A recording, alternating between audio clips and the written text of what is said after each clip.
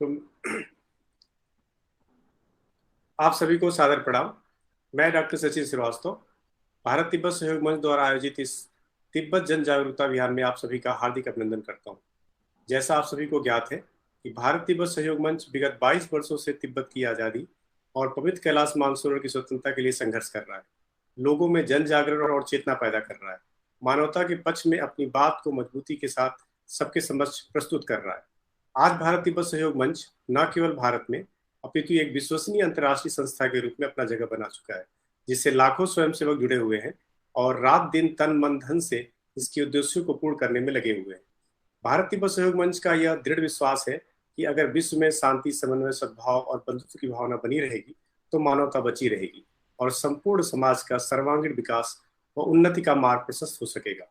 इस कार्यक्रम का मुख्य उद्देश्य तिब्बत की आजादी, पवित्र कैलाश मानसरोवर की स्वतंत्रता के साथ ही साथ मानवता की रक्षा के लिए एक बृहद सामाजिक जन जागरण करना है। इसके अतिरिक्त यह कार्यक्रम समाज को आत्मनिर्भर भारत एवं उन्नत भारत अभियान के प्रति प्रेरित करने के साथ ही साथ लोगों को चीन की विस्तारवादी तथा अमानवीय नीतियों से भी परिचित करवाएगा, ताकि चीन के कुकृत्यों को विश्व पटल पर भी उजागर किया जा सके। तिब्बत जन जागरूकता कार्यक्रम को सफल बनाने में आपका अमूल्य सहयोग अपेक्षित है। जैसा आप सभी को ज्ञात है कि पिछले हफ्तों रक्षा विशेषज्ञ मेजर जनरल जी.डी. बख्शी जी ने तिब्बत की स्वतंत्रता क्यों महत्वपूर्ण है विषय पर संस्कृत मंत्रालय भारत सरकार में सलाहकार के तौर पर सेवारत प्रोफेसर कुलदीप चंद्र अग्निहोत्री जी ने तिब्बत की स्थिति और भारत की भूमिका विषय पर, तिब्बती युवा कांग्रेस के अध्यक्ष श्री गोनपो धुंधुप जी ने तिब्बत कभी भी चीन का हिस्सा नहीं था विषय पर, तथा भारत तिब्बत समन्वय केंद्र के समन्वयक श्री जुग्मे सुल्ट्रिन जी ने निर्वासित तिब्बतियों की दशा और दिशा विषय पर, तिब्बती राजनीतिज्ञ एवं सीटीए सुरक्षा मंत्री ग्यारी डोल्मा जी ने तिब्बती जन क्रांति विषय पर और रक्षा विशेषज्ञ डॉक्टर विशाल दुबे जी ने चीन की तिब्बत भारत नीति विषय पर अपने गहन विचार प्रस्तुत किए थे। यदि अभी तक आपने नहीं देखा है तो आप भारत तिब्बत सहयोग मंच के आधिकारिक यूट्यूब चैनल पर जाकर अवश्य देखें। कृपया चैनल को लाइक, शेयर और सब्सक्राइब करना ना भूलें, क्योंकि आपका एक छोटा सा योगदान तिब्बत जन जागरूकता अभियान को सफल बनाने में एक मील का पत्थर साबित होगा। आज के परिसंवाद का शीर्षक है भारत के संदर्भ में तिब्बत की महत्ता, और इस शीर्षक पे बात करने के लिए हमारे साथ उपस्थित हैं डॉक्टर सुरेश पांडे जी। आप एक इतिहासविद हैं।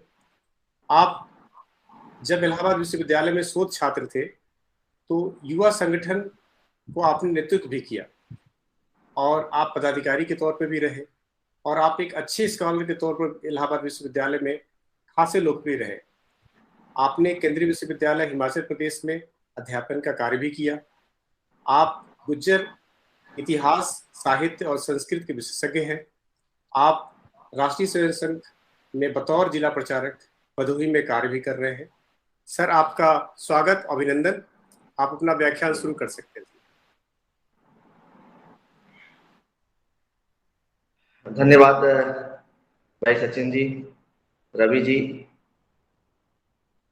हम लोग जिस जन जागरण अभियान में सभी लोग लगे हुए हैं, इस जन जागरण अभियान को भिन्न भिन्न माध्यमों से भारत के और तिब्बत के जन जन तक पहुंचाकर उनको राष्ट्रीय और सांस्कृतिक महत्व के बिंदुओं से परिचित कराना, उन्हें इस अभियान का हिस्सा बनाना और अंत में एक ऐसे महाअभियान को पूर्णता प्रदान करने के लिए तिब्बत की मुक्ति, पवित्र मानसरोवर के संदर्भ में भारत का दृष्टिकोण और अन्य ऐसे विषयों पर हम लोग चर्चा करते चले आए हैं। आज हम लोग जिस विषय पर चर्चा करने वाले हैं वह विषय न केवल भारत के लिए बल्कि तिब्बत के लिए भी और भारत में रहने वाले उन तमाम तिब्बती भाई बंधुओं के लिए और भारतीय जनमानस के लिए भी समान महत्व का होगा, क्योंकि हम लोग भारत के संदर्भ में तिब्बत की महत्ता के बारे में चर्चा करने वाले हैं।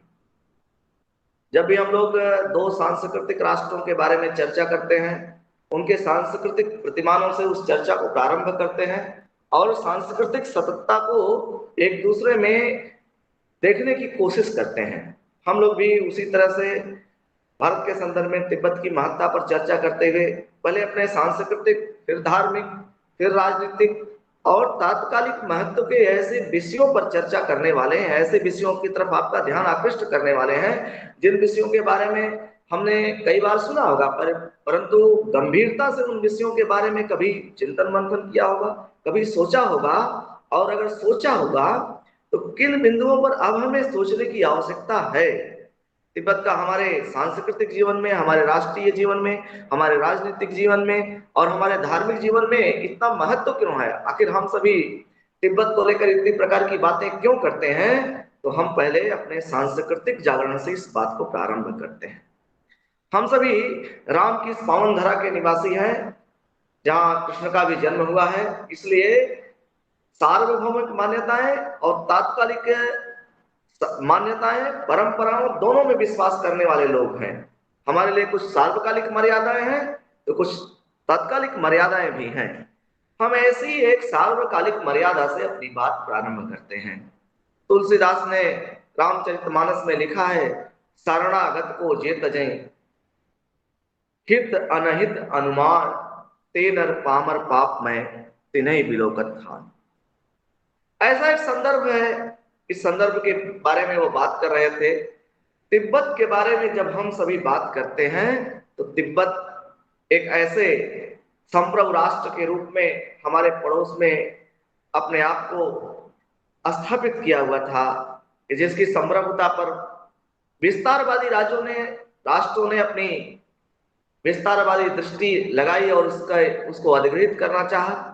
ऐसे में जब कोई भी व्यक्ति भारत की तरफ देखता है तो भारत अपनी इस राम राज्य की नीति का अनुसरण करते हुए उन्हें पूर्णतः अस्वस्थ करने की कोशिश करते हैं भारत के लोग, और उन्हें अपने यहाँ न केवल संरक्षण देते हैं बल्कि उनके राष्ट्र की पुनर्प्राप्ति में उनका पूर्ण सहयोग भी देते हैं। ऐसा हम इसलिए नहीं करते, ऐसा हम भारत की उस सांस्कृतिक परंपरा को विरासत के रूप में स्थापित करने ले और उन आदर्शों को समाज में स्थापित करने के लिए करते हैं कि कोई भी व्यक्ति किसी के द्वारा शोषित नहीं किया जा सकता। यह शोषण व्यक्ति से बढ़कर जब राज्य पर जाता है तो राज्य की पूरी सांस्कृतिक धरोहर को नष्ट करता है। एक राज्य पर दूसरे राज्य का कब्जा कर लिया जाना केवल राज्य के संसाधनों पर अधिकार नहीं होता, राज्य की सांस्कृतिक अमरता को समाप्त करने की एक कोशिश होती है। इसलिए भारत नहीं चाहता कि किसी भी राष्ट्र की, किसी भी राज्य की सांस्कृतिक विरासत समाप्त हो, क्योंकि हम सनातन संस्कृतिवासी, सनातन संस्कृति में विश्वास करने वाले लोग हैं और तिब्बत भारत का एक विस्तार मात्र ही रहा है।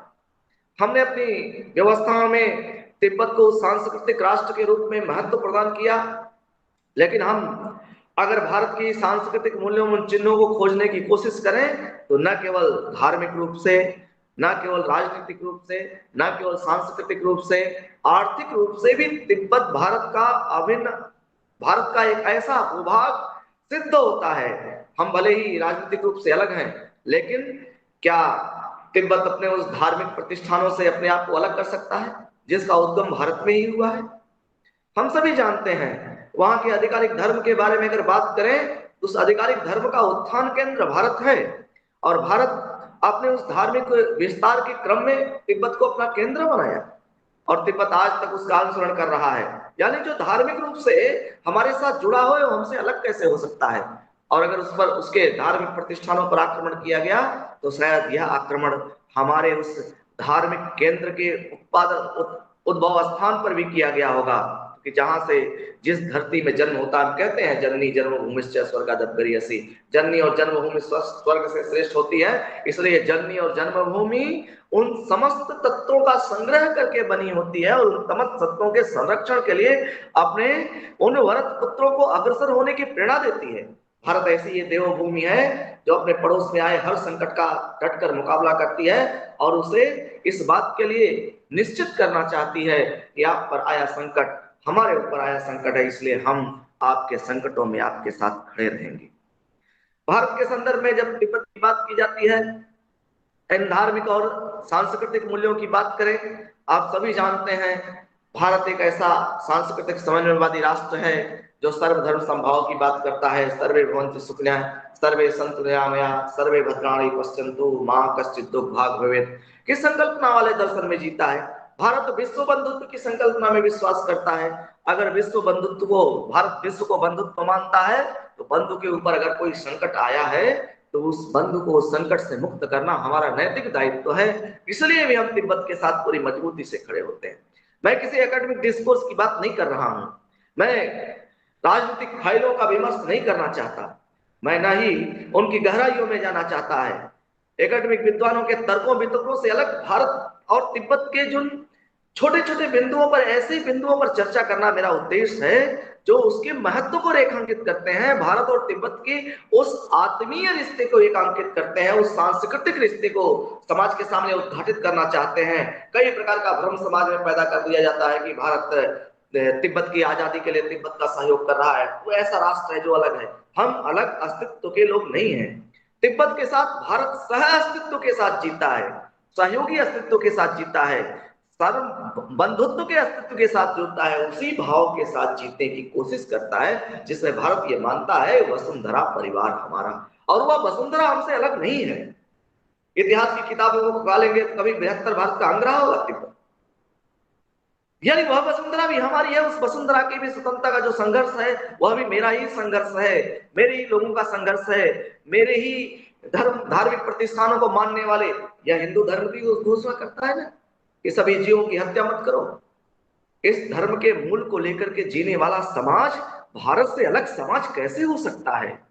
और जिसकी संस्कृति में है कि हम सभी धरती के कल्याण के लिए काम करते हैं, हम सभी मानवता के लिए काम करते हैं, हम सभी सांस्कृतिक मूल्यों के संरक्षण के लिए कार्य करते हैं, तो यही मानवता, यही सांस्कृतिक मूल्य, यही धरती का कल्याण, यही वसुंधरा का कल्याण हम सबके मूल में है। इसलिए भारत ऐसे तमाम राष्ट्रों के साथ खड़ा हो जाता है। और प्रश्न तिब्बत का नहीं है, इसके आसपास बसने वाले और भी राष्ट्रों का प्रश्न है जहां पर हमने अपने धार्मिक प्रतिष्ठान भी बनाए हैं। कभी हमने पशुपतिनाथ को अपना केंद्र बनाया, पशुपतिनाथ हमारी धार्मिक यात्राओं का केंद्र हुआ करता था, हुआ करता है। ठीक उसी प्रकार से कैलाश मानसरोवर भी हमारी धार्मिक यात्रा का केंद्र हुआ करता है। दुर्भाग्य इस बात का है कि आज हम अपने उस धार्मिक यात्रा के केंद्र से विमुख हो रहे हैं, और विमुख करने वाला कोई दूसरा नहीं है, विमुख करने वाला भारत के ऊपर तमाम प्रकार के षड्यंत्र करने वाले ऐसे राजनीतिक लोग हैं, ऐसे राजनीतिक देश हैं, ऐसे सांस्कृतिक देश हैं जो केवल न हमारी राजनीतिक विचारधारा में विश्वास करते हैं बल्कि बार बार अपनी विस्तारवाद की नीति का हम पर भी प्रयोग करना चाहते हैं। लेकिन हम पर प्रयोग करने से पहले उनकी बहुत सारी बातें ओझल हो जाती है, क्योंकि हम अपनी जमीन, अपनी व्यवस्था, अपनी रक्षा करने में सक्षम लोग हैं, देने में विश्वास करते हैं। लेकिन हमारे बगल में खड़े हुए एक निर्बल के ऊपर, जिनके बारे में सामान्य संकल्पना यह है कि उनकी व्यवस्था इस समय कभी बहुत समृद्ध रही होगी, लेकिन इस समय कमजोर है, तो क्या हम उसका त्याग कर देंगे? ऐसा हम नहीं कर सकते। ऐसा हम अपने उस मान्यता और परंपरा के कारण भी करते हैं जिस मान्यता और परंपरा को लेकर के हमारे पूर्वज सदियों से उस संघर्ष के सहभागी रहे हैं। ये कोई हम नया कार्य नहीं करने वाले हैं। ये त्रेता युग में भी हुआ है, द्वापर में भी हुआ है, कलयुग में भी हो रहा है, आने वाले वर्षों में भी ये होगा। और इसके होने के पीछे का कारण भी यही है, क्योंकि हम राष्ट्र की परंपरा, मानवता, उसके सनातन मूल्य, उसके राष्ट्रीय देवता, राष्ट्र की भौगोलिक अखंडता, इन सबके संरक्षण के साथ अपने पड़ोसी राष्ट्रों के साथ सह अस्तित्व में जीना चाहते हैं, और उस जीवन के माध्यम से अन्य देशों को यह बताना भी चाहते हैं कि आप किसी को कमजोर मत समझिए, आप किसी के ऊपर किसी प्रकार का अनाचार, मानवता के ऊपर अनाचार होता है, इसलिए हम सभी उसके साथ खड़े हो जाने में पूर्ण विश्वास रखते हैं और आशा करते हैं कि आप हमारी इन बातों का ध्यान देंगे। हमारे उस विश्वास को आप हमारी विस्तारवादी नीति से नहीं जोड़ सकते, क्योंकि हमारा उद्देश्य ही नहीं है। हम तो सनातन काल से चले आए हैं। हमारे यहाँ तो राजा राम ने भी लंका पर विजय प्राप्त करने के बाद विभीषण को सौंप दिया था। यानी हमने तो कभी उस तरह की विस्तार की बात ही नहीं सोची जिस तरह की विस्तार की बात आप सोचते हैं या आप कहते हैं, क्योंकि भारत का यही सांस्कृतिक विरासत है, भारत का यही एकात्म है, भारत का यही दर्शन है कि सारे लोग अपने साथ रहें, सारे लोग अपने अपने क्षेत्र में सुरक्षित रहें, सभी विकास करें, सभी विकसित हों, सब आगे बढ़ें। सबके आगे बढ़ने का उद्देश्य मानवता के कल्याण से जुड़ा होता है और अधिनायकवादी प्रवृत्तियां मानवता के खिलाफ होती हैं। इसलिए हम पॉलिटिकल साइंस की अधिनायकवादी शक्तियों को यह बता देना चाहते हैं, जो पूरी धरती का उपयोग स्वयं करना चाहती हैं, कि धरती सबकी है, धरती माँ है, और माँ के उपयोग पर एक बेटे का अधिकार जिस दिन हो जाता है, कुछ दिन बाद वह माँ की स्थिति खराब हो जाती है। समस्त बेटों का अधिकार होगा और समस्त मानवता का अधिकार होगा। इस धरती मां पर सबका अधिकार है और सब उस अधिकार के संरक्षण के लिए संघर्ष करने वाले वो अमर पुत्र हैं। तमाम सारे अमर पुत्रों ने अपनी धरती मां के बलिदान के लिए, वह भारत का वही तत्व है जिस तत्व को लेकर के भगवान राम कभी जिए थे, यानी तिब्बत के लोगों में भी अपने राष्ट्र के प्रति जो निष्ठा का भाव है, उसका भी स्रोत भारत ही है, उसका भी दर्शन भारत में पल्लवित हुआ है, उनके भी आदर्श भारत के हैं, जो भारत का ये दर्शन मानता है। मैं बार बार ये बात कहता हूं, भूमि के लिए अगर कोई संघर्ष कर रहा है, पूरा समाज मानता है कि जननी और जन्मभूमि स्वर्ग से श्रेष्ठ है, तो क्या हम उस संघर्ष से अपने आप को अलग कर लेंगे? किसी संघर्ष से अपने आप नहीं करते, क्योंकि यह हम अगर उस संघर्ष से अपने आप को अलग कर लेंगे तो शायद अपने पूर्वजों के इस आधार वाक्य से भी अपने आप को अलग कर लेंगे। क्योंकि अगर हमारे लिए कुछ बातें सार्वकालिक सत्य हैं, तो अगर कोई उस सार्वकालिक सत्य पर जी रहा है तो हमारा सहयोग करना नैतिक धर्म होता है। हम उस नैतिक धर्म और व्यवस्था के कारण सहयोग करने वाले लोग हैं। हमारे लिए तिब्बत का महत्व तो यही है कि तिब्बत अगर एक राष्ट्र के रूप में वहां खड़ा रहेगा, हमारे सांस्कृतिक मूल्य वहां पुष्पित पल्लवित हो रहे हैं, हमारे धार्मिक प्रतिष्ठानों का विस्तार वहां हो रहा है, हमारे जैसे कृषि प्रधान देश के, यानी हम तो कहते हैं भारत के लोग की भारत माता ग्रामवासिनी, तिब्बत के पूरे आर्थिक ढांचे का अगर आप अध्ययन करेंगे तो आप देखेंगे कि तिब्बत का आर्थिक ढांचा भी कुछ भारत के गांव जैसा आर्थिक ढांचा होता है। यानी यह सिद्ध करता है आत्मनिर्भर गांव है, समृद्ध गांव है, स्वतंत्र गांव है, सारे लोग अपनी समृद्धता के साथ जीने वाले हैं, फिर भी एक राष्ट्र के भाग हैं।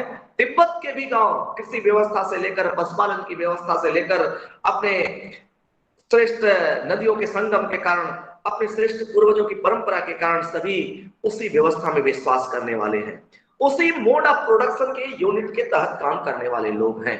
जिस एशियाटिक मोड ऑफ प्रोडक्शन की बात तमाम प्रकार के एकेडमिक डिस्कोर्स में की जाती है, उस एशियाटिक मोड ऑफ प्रोडक्शन की एक सह यूनिट के रूप में तिब्बत काम करता है। तिब्बत कोई अलग आइडेंटिटी के रूप में नहीं काम करता है।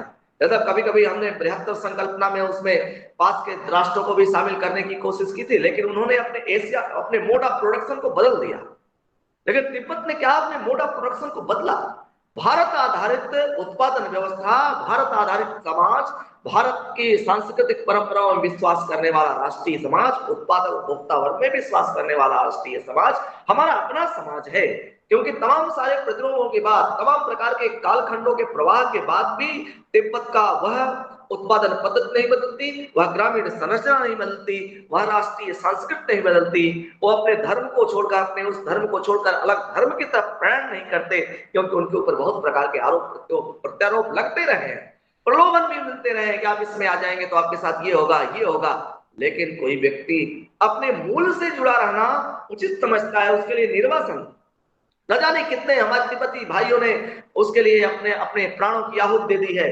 कभी कभी तिब्बत का स्वतंत्रता संघर्ष देख करके हम सबको अपने उस स्वतंत्रता संघर्ष की याद भी आती है।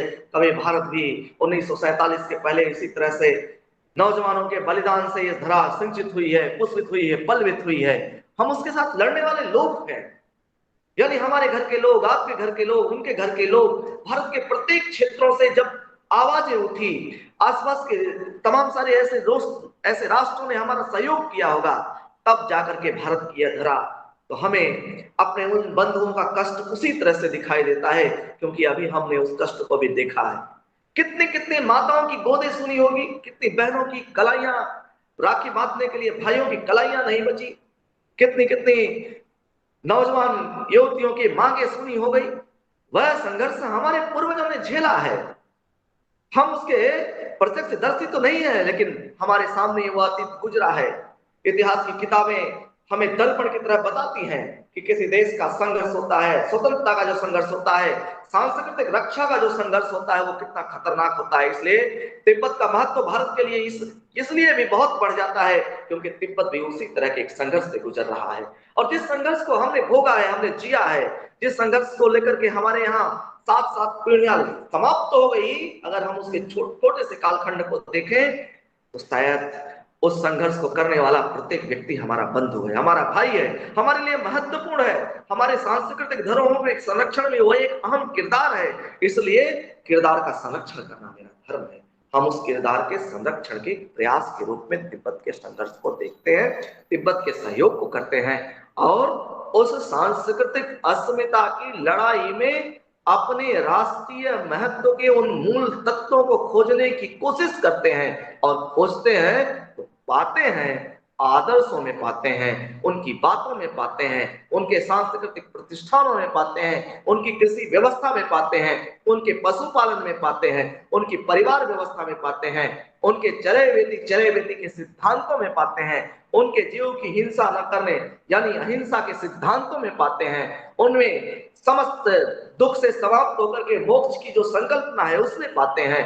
हम पाते हैं उनके उन आदर्शों में, त्रिरत्नों में पाते हैं, उनके अष्टांगिक मार्ग में पाते हैं, उनके बुद्धत्व के उस संघम शरणम गच्छामि, धम्मम शरणम गच्छामि ऐसे संकल्पनाओं में पाते हैं। क्योंकि हम सभी साथ रहकर जीने वाले हैं, वो भी कहते हैं कि साथ रहकर ही जिया सकता है। सह अस्तित्व की उस श्रेष्ठ प्रेरणा में पाते हैं जहां मानते हैं कि सर्वे भवन्तु सुखिनः सर्वे सन्तु निरामया सर्वे भद्राणि पश्यन्तु मा कश्चित् दुःख भाग् भवेत्। इसको हम इसलिए भी कहते हैं मा कश्चित् दुःख भाग् भवेत् क्योंकि सुख दुख में से सभी मुक्त हो और मुक्त होने में मेरा सहयोग हो। इसलिए दुख से मुक्त होने के सहयोग की ये जो विकास यात्रा है, उस विकास यात्रा में हम केवल सहयोगी ही नहीं हैं, हम उसके सहयोगी के साथ अगर आवश्यकता पड़ी तो आगे भी बढ़ने के लिए तत्पर खड़े हुए लोग हैं। हम विकास यात्रा के केवल सहयोगी मात्र नहीं हैं, विकास यात्रा के सहयोगी भी हैं। विकास यात्रा के सहयोग के माध्यम से एक नई मानवता के सृजन के पक्षधर भी हैं। हम मानवता के लिए संघर्ष कर रहे हैं, हम मां बहनों के लिए संघर्ष कर रहे हैं, हम संस्कृति के लिए संघर्ष कर रहे हैं। हम संघर्ष करते हैं जब प्रत्येक संघर्ष के काल में प्रतिष्ठानों के प्रतिष्ठापना का भी महान संघर्ष चलता है और उस महान संघर्ष में हम सभी कर रहे हैं। इसलिए हमने देखा है कि जब हम केवल और एक राष्ट्र की लड़ाई नहीं है, वह सांस्कृतिक प्रतिष्ठानों की लड़ाई है, सांस्कृतिक मूल्यों की लड़ाई है और उस सांस्कृतिक प्रतिष्ठान मूल्यों के साथ मानवता में उसकी स्थापना का भी संघर्ष है। क्योंकि वहां जाने के बाद पूरी तरह से एक राष्ट्र नहीं अलग होगा, एक धार्मिक प्रतिष्ठान अलग होगा, सांस्कृतिक सह अस्तित्व अलग होगा, राष्ट्र की एकता अखंडता अलग होगी, राष्ट्र की उत्पादन पद्धति बदलेगी, राष्ट्र की शासन पद्धति बदलेगी, शासन पद्धति बदली, उत्पादन पद्धति बदली, सांस्कृतिक प्रतिष्ठान बदले, यानी राष्ट्र बना। राष्ट्र समाप्त हो गया, राष्ट्र से दुनिया के नक्शे से मिट गया और उस राष्ट्र के मिटने में मिटेगा क्या? मिटेगा भारत का वह धर्म मिटेगा जिसने कभी वहां जाकर के अपने अपने अनुयायी बनाए थे। भारत का वह सहअस्तित्व मिटेगा जो साथ में रह करके पड़ोसी देश को उसी तरह से फलता फूलता देखने की प्रवृत्ति वाला राष्ट्र मिटेगा। मिटेगा वहां की वह कृषि व्यवस्था जो भारत के तमाम प्रकार के गांवों में पाई जाती है। मिटेगा वह मोड ऑफ प्रोडक्शन जिसके आधार पर इकोनॉमिक्स के लोग अपने अपने उन व्यवस्थाओं को स्थापित करने की कोशिश करते हैं। मिटेगी वह नदियों की परंपरा, मिटेगी उस भूमि की प्रति लोगों का लगाव जो भूमि को केवल उपभोग की वस्तु मानते हैं, लेकिन वह समाज जो भूमि को मां मानता है, उस समाज से गया हुआ एक समाज जो उसके प्रति उसी प्रकार का भाव रखता है। इसलिए तिब्बत भारत के लिए महत्वपूर्ण है क्योंकि तिब्बत का जाना इन तमाम प्रकार के भारतीय स्थापनाओं के समाप्त होने की घोषणा होगी। अगर तिब्बत जैसे राष्ट्र ऐसे हमसे बिछड़ करके जाते रहे तो शायद हम अपने प्रतिष्ठानों को नहीं बचा पाएंगे।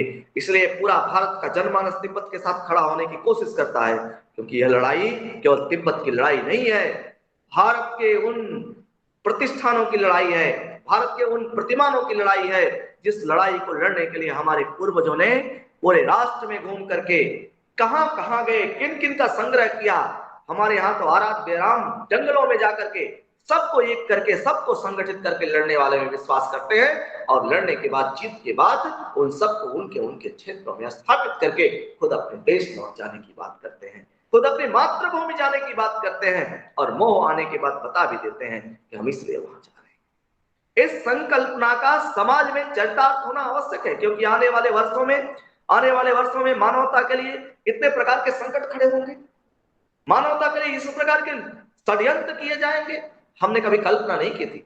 पिछले कुछ वर्षों में हमने जिस प्रकार की महामारी को झेला है, शायद कोई विस्तारवादी राष्ट्र इस प्रकार की बात सोच सकता है।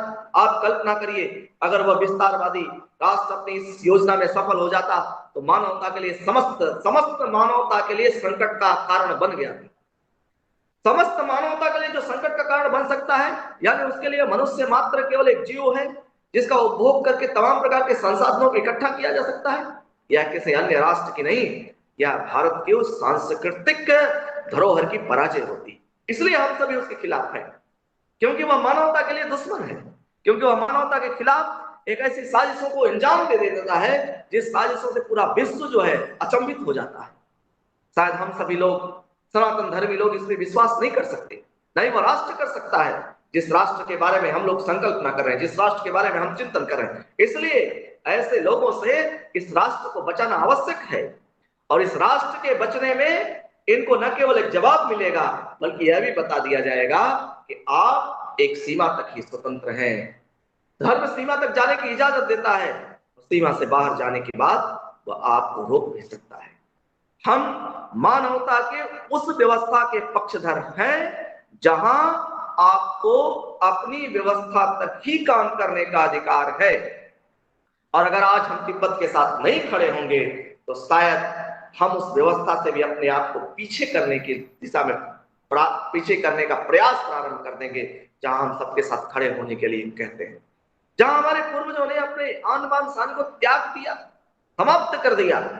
इसलिए भारत का राष्ट्रीय समाज, भारत के राष्ट्रीय मूल्य, भारत की राष्ट्रीय परंपरा इस बात के लिए हमको तत्पर पाए, यानी आने वाली मानवता हमें उस समाज के श्रेष्ठ संरक्षक के रूप में स्थापित करे। इसलिए वर्तमान भारत का यह नैतिक दायित्व है, यह कर्तव्य है, वह उनके साथ खड़ा हो।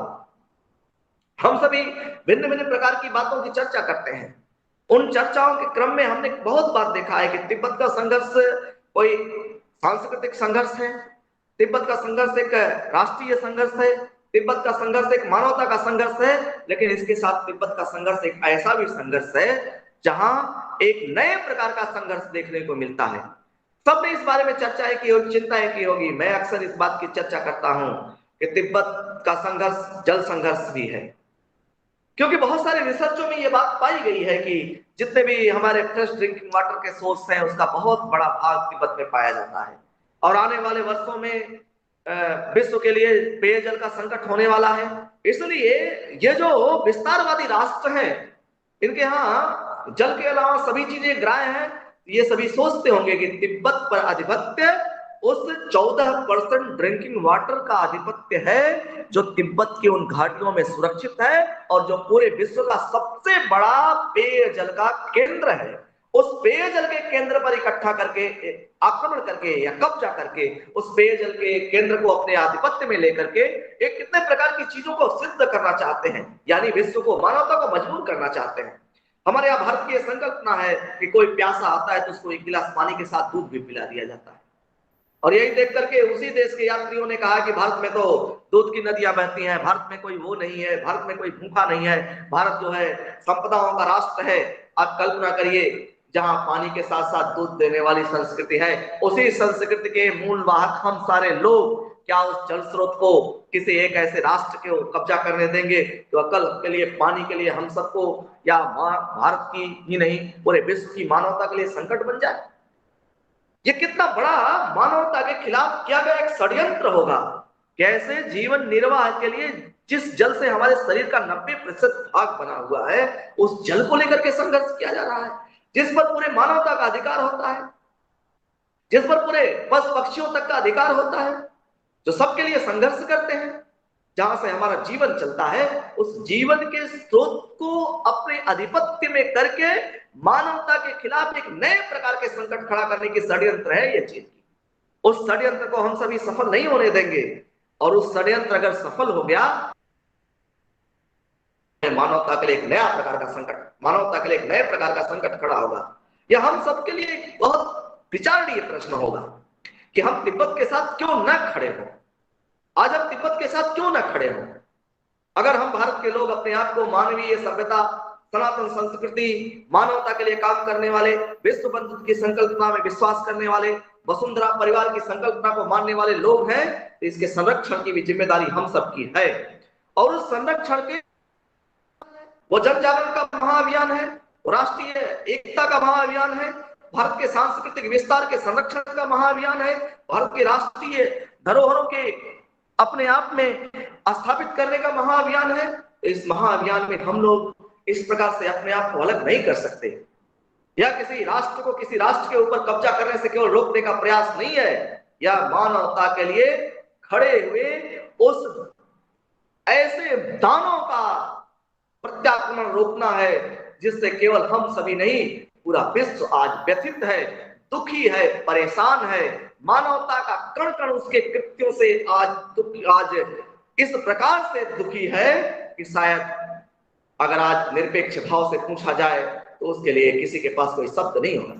ऐसे राष्ट्र को रोकना है, ऐसे राष्ट्र के सांस्कृतिक धरोहर के, सांस्कृतिक विस्तार के, राजनीतिक विस्तार के किसी महाअभियान को नहीं रोकना है। महाअभियान है मानवता का महाअभियान। इसलिए मनुष्य होने के नाते हम सभी उस मानवता के संरक्षण में खड़े हुए हैं और अंत तक खड़े रहेंगे। इसलिए भी खड़े रहेंगे क्योंकि यह धरा, यह भूमि उन 5 महानदियों द्वारा संरक्षित भूमि है और सस्य श्यामला धरती का एक एक भाग हमारे लिए पूजनीय है। उस पूजनीय संरक्षणवादी और व्यवस्थावादी व्यवस्था को बनाए रखने वाले लोगों का ये जो महाअभियान है, इसलिए भारत तिब्बत के साथ पूरी आत्मीयता के साथ, पूरे पारिवारिक रिश्ते के साथ, पूरे धार्मिक बंधुत्व के साथ, पूरे सांस्कृतिक अपनेपन के साथ खड़ा हुआ है। वह किसी अन्य कारण से नहीं खड़ा हुआ है। उसके खड़े होने के कारण उसका परिवार भाव, उसकी वह संकल्पना है, उसका वह लोक जागरण का महाअभियान है, लोक कल्याणकारी राज्य की संकल्पना है, जहां सबको एक साथ खड़े होने का अधिकार है। उस अंतिम व्यक्ति के कल्याण की संकल्पना वाला भारतीय दर्शन तभी पूर्ण होगा जब सभी, हमारा पड़ोसी अगर दुखी है तो शायद ये हमारे लिए दुख का कारण है, और इस दुख को हम सब ने महसूस किया है। हम तो उस संस्कृत के निवासी हैं, उस संस्कृत को मानने वाले लोग हैं जहां हमने पशुओं और पक्षियों के लिए अपने पूर्वजों ने को प्राण देते हुए देखा है। तो हम कैसे इस व्यवस्था से, मनुष्य मात्र की जहां हत्या हो रही है, उससे अलग कैसे कर सकते हैं? जो समाज उनके लिए, जिनकी भाषा भी हम नहीं समझते, जिनके संस्कार भी हमसे नहीं मिलते, जिनका लोकाचार हमसे अलग है, यानी जो मनुष्य प्रजाति से अलग के जीव हैं, उनके संरक्षण की बात करते हैं, उनके स्वाभिमानपूर्ण रहने की बात करते हैं, उनसे हम व्यथित होकर के संवाद भी करते हैं, उनसे पूछते हैं जब वहां सहचर्य भाव देखने वाला अपना राष्ट्रीय समाज है तो वहां क्यों नहीं सहचर्य भाव देखेगा? उस सहचर्य भाव की संकल्पना में जीने वाला राष्ट्रीय समाज तभी अपने आत्मीय रूप से सुखी महसूस करेगा जब उसके आसपास का वातावरण ठीक होगा। इसलिए भी हम अपने उन पूर्वजों की सांस्कृतिक मान्यता और धरोहरों के कारण कि हमारे आसपास रहने वाले सभी लोग सुखी हों, उन पर किसी प्रकार का कोई आक्रमण ना हो, उनके यहाँ भी उसी तरह से सुबह शाम आंगन से धुआं उठता रहे, उनके यहाँ भी बच्चे खेलते रहें, उनकी भी माताएं बहनें अपने बच्चों पर गर्व कर सके, रणभूमि में भेजने के लिए तैयार तो करती हैं, लेकिन यह स्थिति ही न आए क्योंकि अब राष्ट्र ऐसी व्यवस्थाओं में प्रवेश कर गए हैं जहां इस प्रकार के संघर्ष और मानवता पर हो रहे तमाम प्रकार के आक्रमणों का एक साथ जवाब दे देने का समय आ गया है। इसलिए प्रत्येक जागृत व्यक्ति का यह कर्तव्य है, प्रत्येक राष्ट्रीय व्यक्ति का यह कर्तव्य है कि अपने राष्ट्र के साथ साथ उन राष्ट्रों की चिंता करे जो उसकी तरफ आशा भरी दृष्टि से देखने की कोशिश कर रहे हैं। उन्हें बढ़कर सहयोग करें। और अगर तिब्बत हमारी तरफ आशा भरी दृष्टि से देख रहा है तो उसके तमाम सारे सांस्कृतिक, धार्मिक, राजनीतिक कारण हैं, और उन जिन कारणों की मैंने संदर्भ रूप में चर्चा की, यानी विस्तृत अध्ययन के लिए उन तमाम फलकों को खोलने की कोशिश की है। क्या आप इस दिशा में भी सोच सकते हैं, इस दिशा में भी सोच सकते हैं, एकेडमिक किताबों से निकल करके इस धरती को, इस वन को, इन वृक्षों को, उन पहाड़ों को, उन घाटियों को भी अपने सांस्कृतिक धरोहरों से कैसे जोड़ सकते हैं, सबके साथ हमारी कैसी आत्मीयता है, सबके साथ हमारे कैसे संबंध हैं, सबके साथ रह करके हम कैसे जिए हैं। जिन कंदराओं में बैठ करके हमारे ऋषि मुनियों ने पूरे विश्व को यह बताया कि मानवता क्या है, संस्कार क्या है, संस्कृति क्या है, राष्ट्र क्या है, उन्हीं कंदराओं पर जब संकट आएगा तो हमको खड़ा होना पड़ेगा, क्योंकि वहां से ही निकल करके लोग आए तो हमको बताया। कोई लाइब्रेरी लेकर नहीं गए थे, अपना शरीर लेकर गए थे, वहां एक स्वच्छ सुंदर स्थान मिला, वहां बैठ करके उन्होंने सांसारिक विषयों पर चिंतन मंथन किया, और चिंतन करते करते जब उनका मन मस्तिष्क एक निश्चित निष्कर्ष पर पहुंच गया तो उन्हीं कंदराओं से बाहर आया, और किसी ने कहा कि सपम दुखम है, किसी ने कहा परोपकार करिए, किसी ने कहा तृष्णा है, किसी ने कहा दुख का कारण है, मानवता में जो आपस में माया है यह है। इन सारे दर्शनों का स्रोत वही केंद्र रहे हैं। उन केंद्रों के संरक्षण का महाअभियान आपको करना होगा, क्योंकि वो केंद्र अगर सूख जाएंगे, वो केंद्र अगर समाप्त हो जाएंगे तो श्रद्धा के केंद्र समाप्त हो जाएंगे। जहां से प्रेरणा लेकर के युवा पीढ़ी इस बात के लिए अपने आप को तैयार करती है कि हम भी जाएंगे, हम भी वहां बैठेंगे, हम भी ऐसा करेंगे, वहां हमारे पूर्वज गए थे तो ये दर्शन लेकर आए थे, ये सिद्धांत लेकर आए थे, इन व्यवहार उसको ला करके समाज में व्यवहारिक रूप से स्थापित किया, जिसके कारण भारत अजेय है। भारत की सांस्कृतिक अजेयता पूरे विश्व में जानी जाती है। इसलिए हम तिब्बत के साथ, ऐसे तमाम राष्ट्रों के साथ खड़े होंगे, ऐसे तमाम राष्ट्रों के साथ खड़े होना मेरा नैतिक धर्म है, क्योंकि वो हमारे शक्ति के केंद्र हैं, श्रद्धा के केंद्र हैं। उन श्रद्धा के केंद्रों, शक्ति के केंद्रों का संरक्षण, उनके बारे में आम जनमानस को बताना, वहां लोगों को ले जाना, और जब वह एक संप्रभु स्वतंत्र राष्ट्र के रूप में स्थापित ही नहीं रहेगा, जिससे हमारे मैत्रीपूर्ण संबंध नहीं रहेंगे, तो शायद हम वहां जा नहीं पाएंगे। जो संघर्ष आज कैलाश मानसरोवर के लिए है, कैलाश मानसरोवर का संघर्ष कोई अन्य संघर्ष नहीं है, वो केवल यही संघर्ष है कि हम मानते हैं वहां जाकर के हमारे पूर्वजों ने क्या क्या किया, कौन कौन सी ज्ञान सीखे, कौन कौन सी विधाएं सीखी, मोक्ष के कौन कौन से तरीके सीखे, वहां बैठ करके किस प्रकार के दर्शनों की, किस प्रकार के चिंतनों की बातें की गई। लेकिन आज हमारी पूरी पीढ़ी वहां जा नहीं पा रही है, यानी हमारा शक्ति का केंद्र किसी दूसरे के पास चला गया, आराधना का केंद्र चला गया, मंदिर का केंद्र चला गया, व्यवस्था का केंद्र चला गया। यानी ऐसे हमारे सांस्कृतिक अवयव अलग होते रहे तो हम असांस्कृतिक हो जाएंगे, शून्य हो जाएंगे। इसलिए भी भारत के संदर्भ में तिब्बत का महत्व है, इसलिए भी भारत तिब्बत के बारे में चिंतित रहता है। भारत का प्रत्येक नौजवान, भारत का प्रत्येक व्यक्ति तिब्बत के उस महत्व के बारे में सोचने के लिए अपने आप को विवश पाता है, क्योंकि वह लड़ाई कोई सामान्य लड़ाई नहीं है, वह सदियों से चले आ रहे पूर्वजों की उन मान्यताओं और परंपराओं से अपने आप को अलग कर लेने का संघर्ष है। अगर हम अलग करेंगे, पूर्वजों के खिलाफ एक विश्वासघात करेंगे, उस विश्वासघात के हम भागी नहीं बनना चाहते।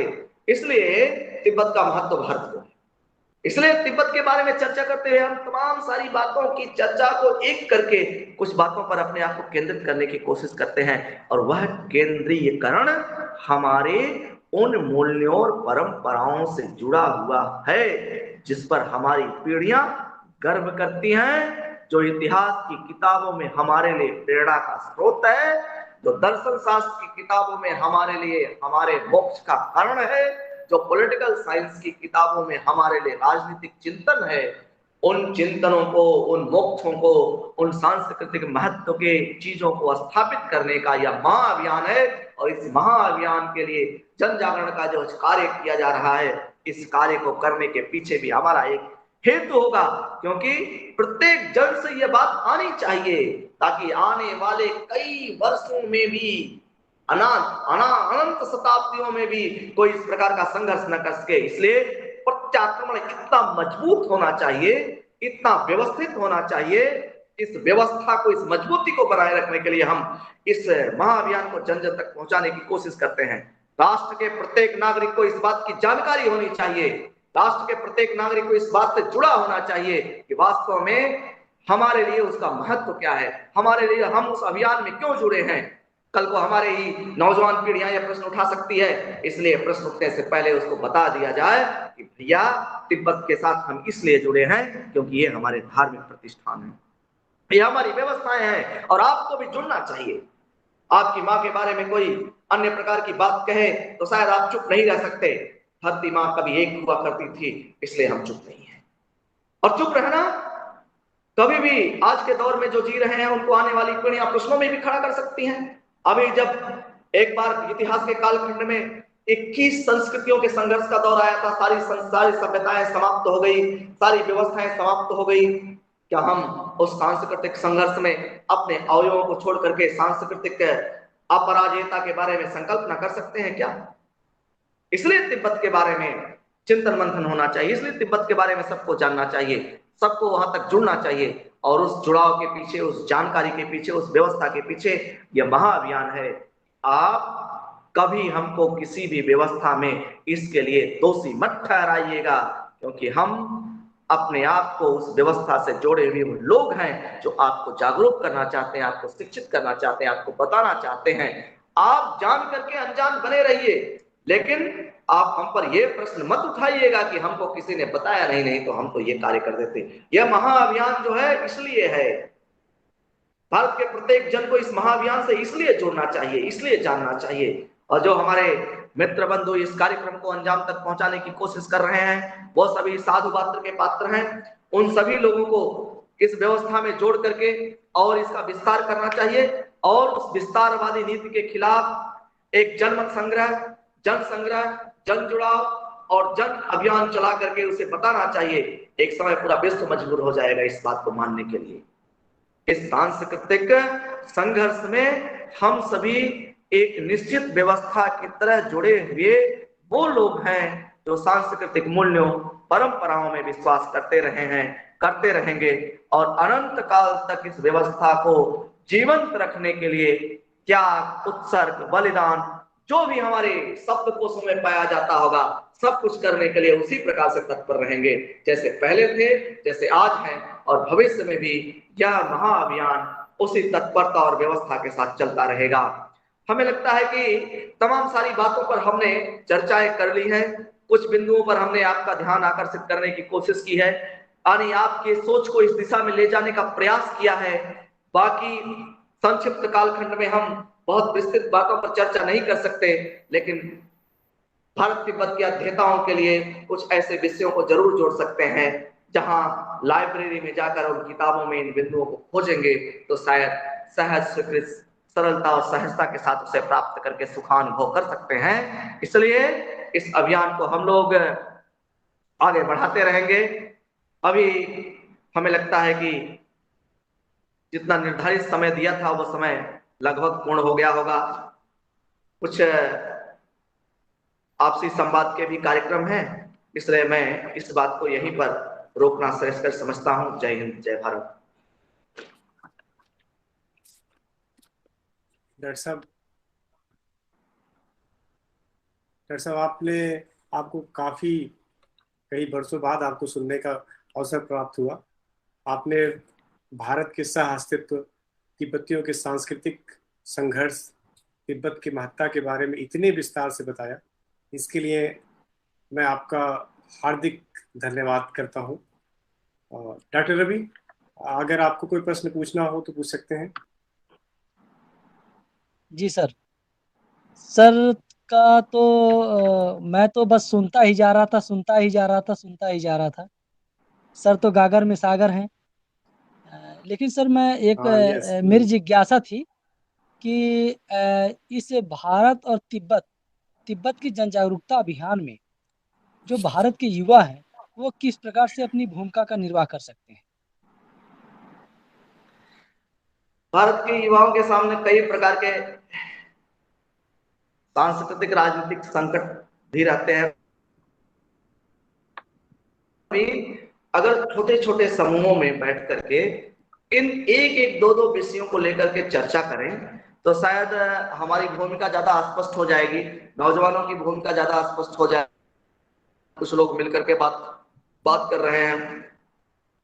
अगले कुछ समय में हम इसको थोड़ा सा विस्तार दे करके नौजवानों को ये बात बताने की आवश्यकता है। जिन विषयों पर हम लोगों ने चर्चा की है, उनको इस अभियान को उनके सामने रुचिकर बना करके ऐसे बताने की आवश्यकता है कि तिब्बत कोई अलग आइडेंटिटी नहीं है। तिब्बत भारत से अलग हुआ एक ऐसा संप्रभु राष्ट्र है जिसकी जड़ें भारत के अंदर हैं। इसलिए उसके लिए लड़ना हमारा नैतिक धर्म है।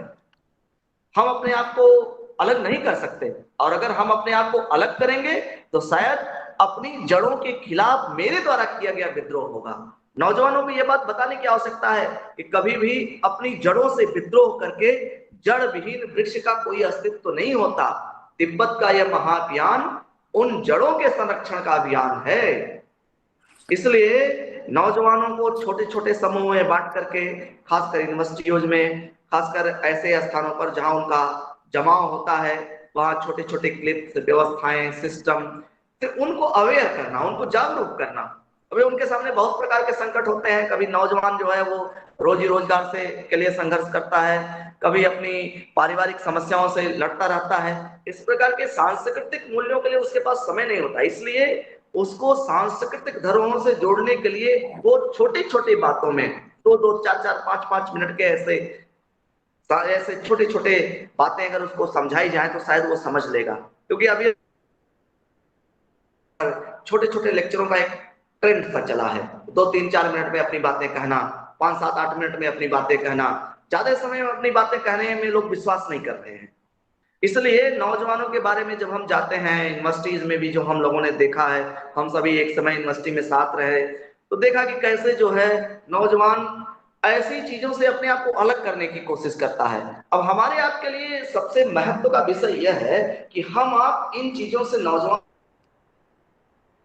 उसको जोड़े। हम उसकी रुचि को भी जान रहे हैं, उसकी प्रवृत्ति को भी जान रहे हैं। उसकी रुचि कहीं है, उसकी प्रवृत्ति कहीं है। वह भारत की जड़ों से जुड़ा तो रहना चाहता है, यानी अपने पूर्वजों से जुड़ा तो रहना चाहता है, लेकिन पूर्वजों को एक समय में वो नजरअंदाज भी करता है, क्योंकि नौजवानी का उत्थान जो होता है ना, वो सबको समेट लेने के साहस के साथ होता है। तो हमें लगता है कि छोटी छोटी गोष्ठियां से